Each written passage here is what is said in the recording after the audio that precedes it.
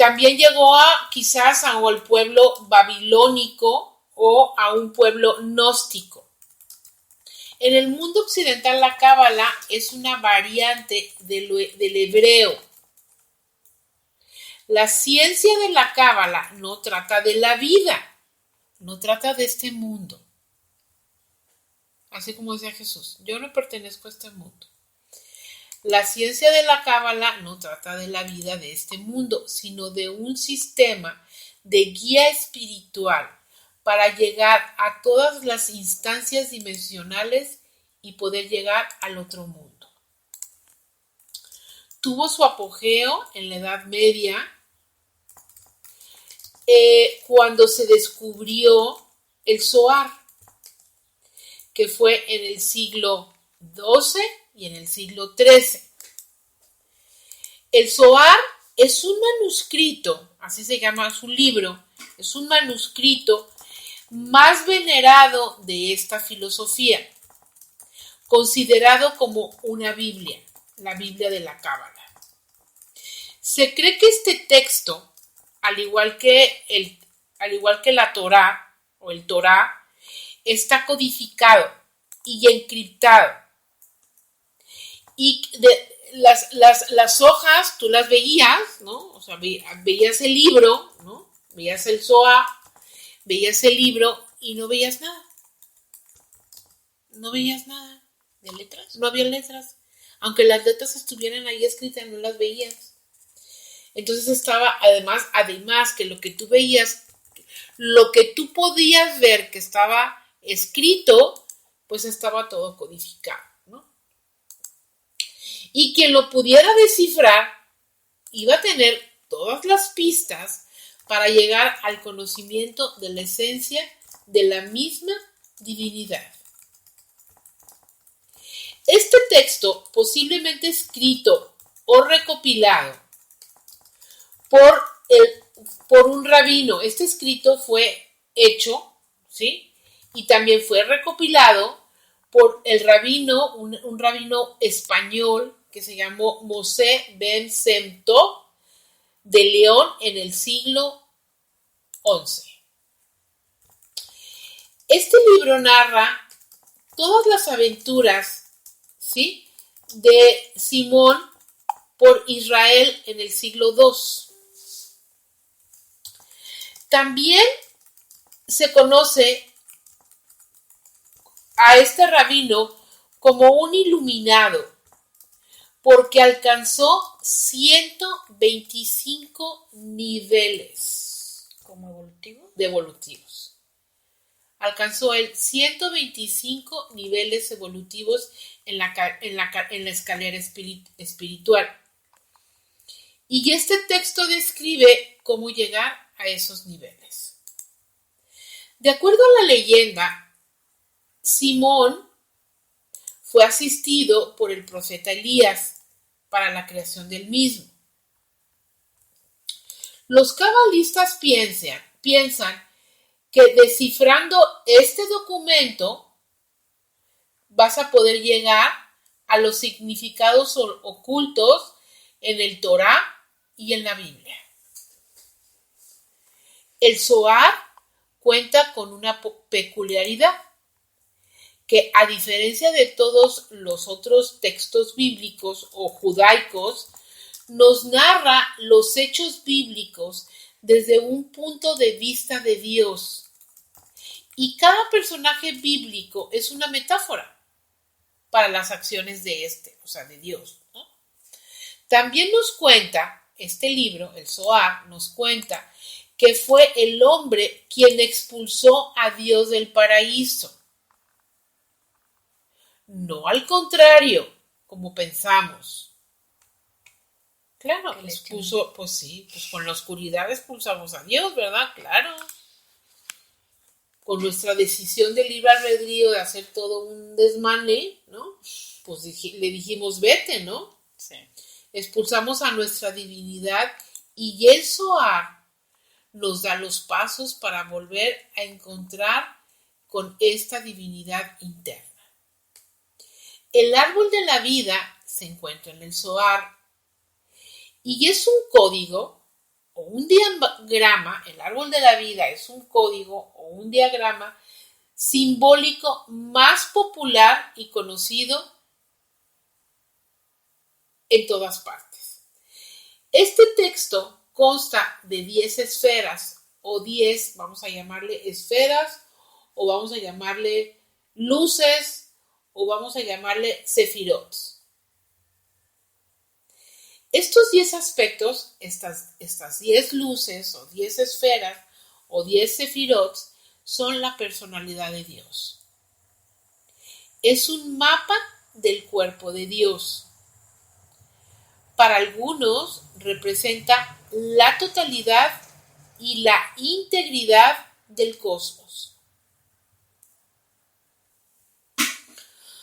Son 10, así como los 10 mandamientos, ¿no? Son 10, pero no tiene nada que ver con los mandamientos, ¿no? Son 10 emanaciones espirituales por parte de Dios, a través de las cuales dio origen a toda la existencia. Cada una de ellas expresa una característica especial de la abundancia espiritual divina. Cada una de ellas fluye hacia la totalidad de la creación. Y se va colando camino abajo. Haz de cuenta que está la luz, están las 10 sefirot, las 10 características o los 10 puntos de la personalidad, hablando muy mentalmente, pero pues Dios no tiene personalidad, pero para poderlo entender nuestra mente, ¿no?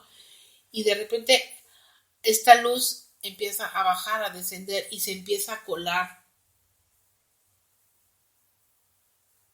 Empieza a fluir hacia abajo a través de todos los mundos espirituales hasta llegar al mundo físico.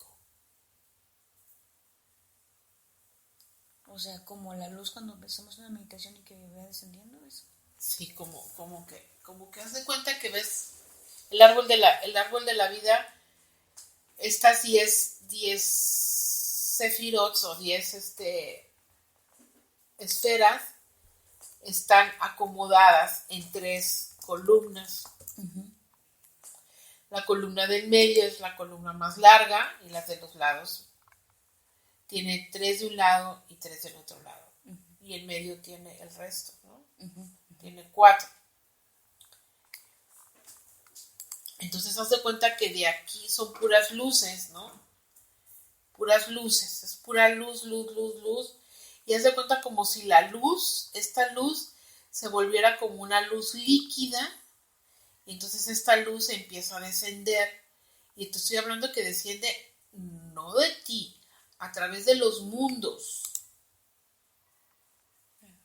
En algún momento hablamos de que hay mundos paralelos, multirealidades. Ándale. Uh-huh. Entonces empieza a descender porque aquí está la raíz, ¿no? Uh-huh. Lo más cercano al humano, y aquí está la corona, ¿no? El Dios, la creación, el Dios omnipresente, omnipotente, que es la corona, ¿no? Entonces hace cuenta como si fueran puras luces, y así lo estoy visualizando ahorita, ¿no, Nancy? Uh-huh. Entonces se empieza a descender, se hace líquida esa luz, y alrededor de esto hay muchos mundos, ¿no? Uh-huh. Muchos mundos.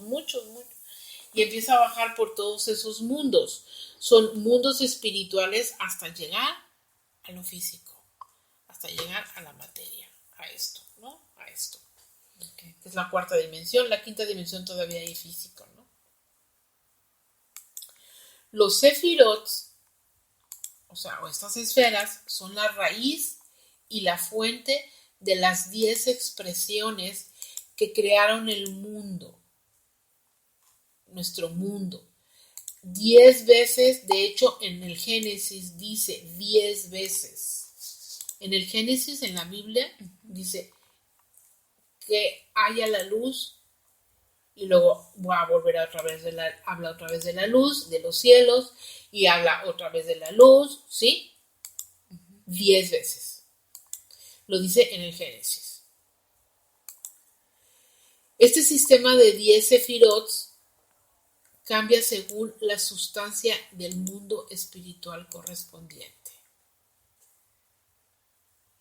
El mundo más elevado, el mundo de la emanación, las esferas se describen como fuerzas divinas puras. Es una fuerza, es una luz que tiene gran fuerza, gran potencia, ¿no? ¿Sí? Para mover, pues, ¿sí? ¿Okay? Y a medida que descienden hacia el mundo físico, las luces divinas se condensan en esferas. Primero es una luz con una gran fuerza, ¿ok? Con una gran fuerza, ¿no? O sea, fuerza.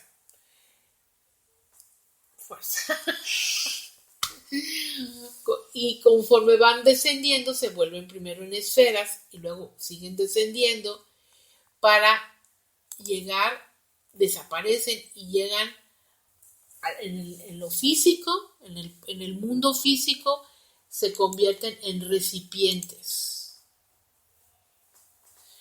Un recipiente, haz de cuenta, es como si fuera un recipiente, una cacerola, una olla, un topper, ¿no?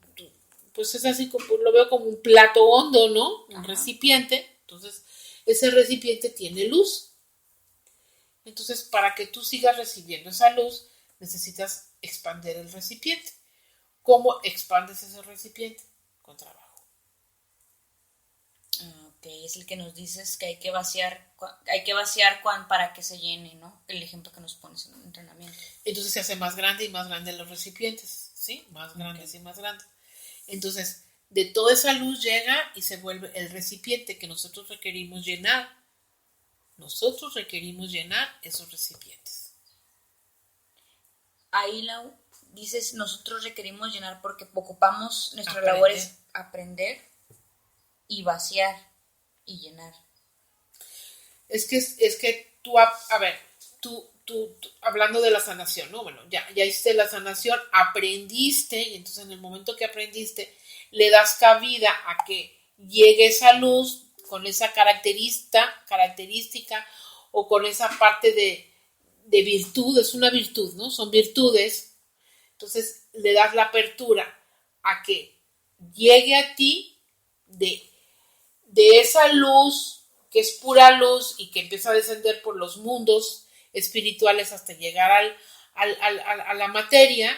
Entonces, cuando tú lo haces más grande, a través del trabajo, llega esa luz y aparte de ti misma también das eso, ¿no? Okay. Entonces eso se llama conciencia, ¿verdad? Okay. Este proceso continúa hasta el mundo físico y tangible. A esto le llamamos el mundo de la acción física. Es en donde la luz de las sefirot desaparece, permitiéndonos a nosotros tan solo ver el mundo físico temporal, sin poder apreciar las fuerzas espirituales de él. No, por eso ahorita me fue difícil decir, ¿cómo te explico que es fuerza? O sea, es poderío, es, ¿cómo te diré? Fuerza, pues. O sea, no es una fuerza física humana. No. Pero bueno, no podemos alcanzar a apreciar esas fuerzas espirituales en él, ¿no? El árbol de la vida es un mapa de cómo es un mapa que muestra cómo está conformado el universo, el macrocosmos y el microcosmos y al hombre mismo. Entonces estas 10 esferas, ¿sí? Son como una piedra, se llaman sefirot porque es una luz de un zafiro. Okay. Por eso se le llama sefirot, ¿no? Son luminosas como un zafiro.